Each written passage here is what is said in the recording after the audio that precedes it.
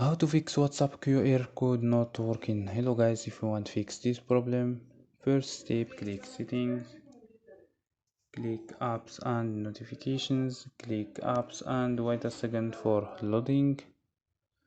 Scroll down for search your app WhatsApp or click here and search. Go to force stop and click OK, and go to storage and click clear cache. Just click clear cache. After these steps, restart your phone or turn off and turn on your Wi-Fi. So don't forget like and subscribe. Bye.